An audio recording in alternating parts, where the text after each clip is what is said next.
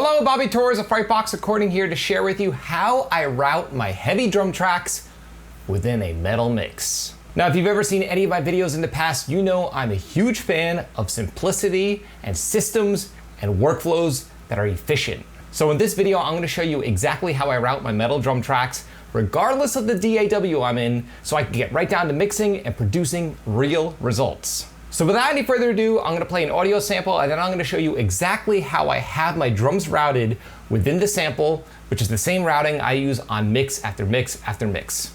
So let's check it out.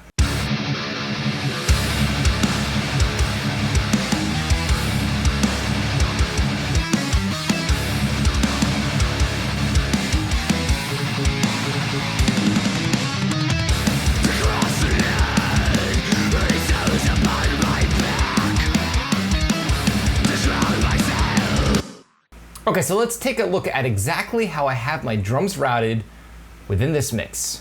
So my tracks 1 through 12 are all my drum tracks. So I have a kick drum, snare sample, natural snare, snare bottom, rack tom, floor tom, overhead left, overhead right, china, ride, hi-hats, and a stereo pair of room tracks. Now what most people do is they route their drums to a generic drums submix. Now as much as I'm a fan of simplicity, for me, I need a little more separation and a little more control over the individual elements of my drum mix. So with that being said, I'm going to explain the exact chain that my drums run through it. Now it might seem confusing at first, but follow along. I promise it's really not that complicated once you break it down. So first things first, my kick drum all the way through to my floor tom, I consider my shells. In other words, they're the drums that aren't the cymbals or the room tracks. They're my close mics and or drum samples. All of my drum shells are routed to a bus called drums. Okay, and here is my drums bus. Now, to take care of my parallel compression all in one go without having to mess around with sends, I simply duplicate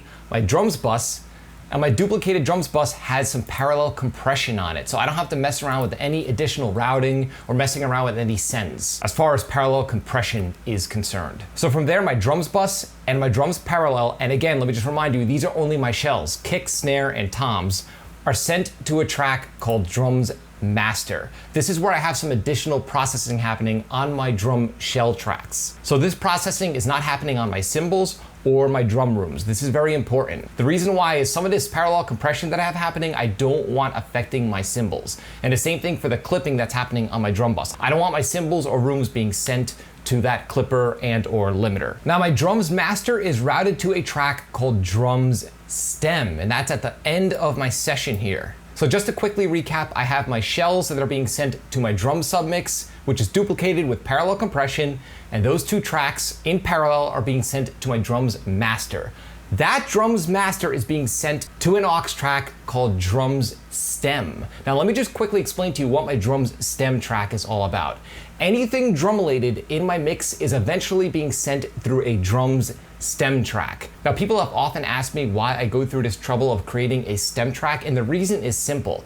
These days, people usually want stems at the end of a mix. So for example, let's say I mix an album or an EP for a band, and the band wants to make backing tracks for their live shows. Instead of me having to go through this crazy long, complicated process of creating stems for the band, all I have to do is just commit my stem tracks at the end of my session, and my stems are ready to go. This saves me an insane amount of time, especially considering that I usually have a lot of projects happening at once. So for me, my stem tracks are just the very final stage before my master fader that I can easily export from and create stem tracks from. So with all that being said, let's backtrack and now look at where my cymbals and room tracks go. So like I said, all of my close mics are being sent to my drums bus.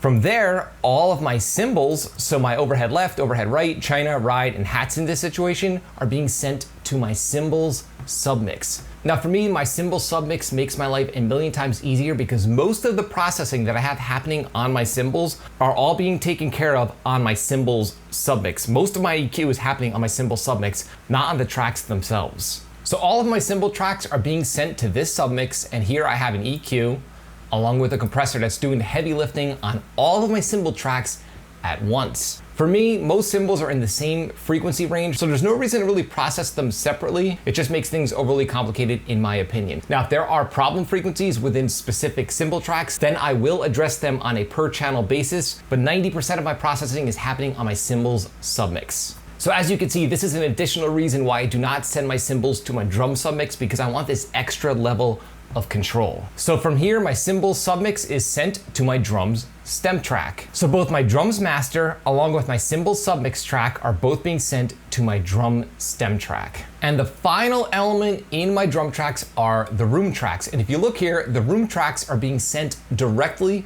to my drum stem track. This is because I rarely apply any group processing to room tracks, especially considering that I really only have 3 room tracks happening at most in a mix. So I usually just send them directly to my drum stem. And also, I am not really the biggest fan of over processing drum room tracks, because I find that the less I process them, the more open and big my drums end up sounding by keeping them a little more natural sounding and dynamic. Okay, so this drum stem here has not only my close mics going through the bus and the parallel compression and everything else, also my cymbal submix along with my drum rooms. So almost everything. The final thing I want to cover is any of my send effects that are being applied to my drum tracks are also being fed to my drum stem. The return of these effects, which are right here, here's my reverb, along with my drum distortion, are both being sent to my drum stem. So all of my drum related elements are being fed through this drum stem. Again, this really makes my life easy when I have to create stem mixes for the band at the end of a project. Now, I just want to quickly mention something else. A lot of people say to me that they use other DAWs like Studio One or Reaper or Logic and say that they cannot accomplish this routing within their particular DAW. And the truth is, this type of routing can be applied within any DAW that you're using. And to showcase this, I'm gonna pull up this exact same mix within Reaper. And let's take a look. Okay, so here we are in Reaper with the exact same song, with the exact same routing, except the only difference is that it's been mixed in Reaper using only stock Reaper plugins. So I also want to quickly mention this. If you're having issues with your mixes and you really think it's your gear or plugins, it's really not. Professional sounding mixes come from professional workflows and techniques. And because of this, I've put together a 5-step guide for better heavy mixes so you can achieve better sounding mixes with the gear you already have. You can download this guide for absolutely free. I'll leave a link below right within the video's description. So I'm gonna play the track back once more, and then I'm gonna show you how I achieved the exact same routing that I achieved in Pro Tools in Reaper. Let's check it out.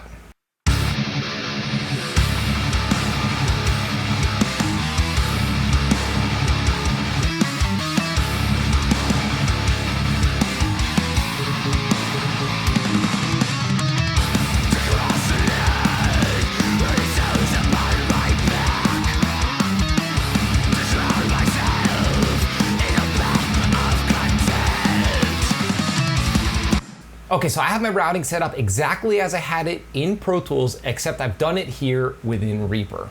Now, I found that the reason why people often get confused with routing within their particular DAW is that it all comes down to terminology. For example, if you're in Pro Tools, Logic, or even Cubase, you can use internal buses and you could rename these internal buses. This is not the case within a DAW like Reaper. Within Reaper, you can route anything anywhere. Now, as great as this is, this can make things confusing when you're trying to mimic the routing of another DAW. But the reality is that you can achieve any type of routing within any DAW as long as you understand the fundamental idea behind the routing. So now, if you remember from when I was in Pro Tools, I had the tracks which were routed to submixes, and those submixes were routed to an additional submix that I called my stem track, which for me was the very final output before my master fader. Now within Pro Tools, I had to create internal buses in order to accomplish this, but in Reaper, I'm using the folder track system, which in reality is actually much easier. So if we look here, here are my shells, my kick drum, snare sample, snare, snare bottom, rack tom, and floor tom.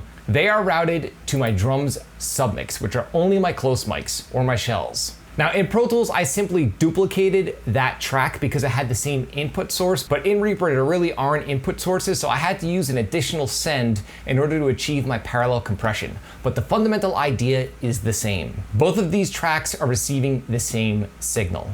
Now both of these tracks are being submixed through my drums master, just like I did in Pro Tools. And my drums master is being fed to my drum stem. Now, if we look underneath my drum stem, there's this little indentation. In Reaper, this means that any tracks that are sitting below this particular track are being fed through it. So this folder track acts as a submix. Same concept as in Pro Tools, just different terminology. And the same goes for my cymbal submix. All of my cymbals are being fed to the cymbal submix, and this cymbal submix is being fed to my drum stem.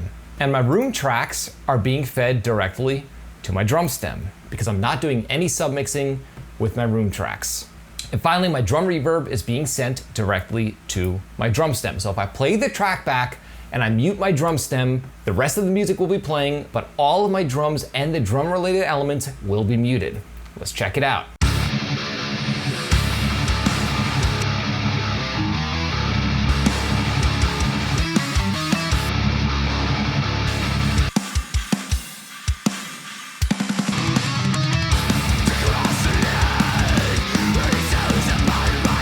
So as you can tell, I've achieved the exact same routing regardless of the DAW I'm working within. And this is an important concept to understand. The point that I'm trying to drive home is that the gear and the plugins and the DAW you're using really don't matter much. It all comes down to how you use the gear. So hopefully you found this helpful, and witnessing how I route the drums within my productions maybe gives you some ideas on how you can route the drums within your productions. For me, the name of the game is efficiency and keeping things as simple as possible. Even though this routing might seem a little convoluted and not that straightforward upon first glance, it actually makes the drum mixing process a million times easier. So I'm curious to know, how do you route the drums within your DAW? Leave a comment in the comment section below and tell me all about your drum routing. I'm curious to know how you do it within your own productions. If you found this video helpful, like, comment, subscribe, and share. And do not forget to click the little bell icon so you can be notified every time I upload one of my weekly videos on all things metal and rock production. You can both like and follow me on Facebook and Instagram. Links are in the description below. And again, be sure to download my 5-step guide for better heavy mixes so you can achieve better results with the gear that you have right now. I will leave a link to the guide right below within this video's description. Till next time, happy mixing.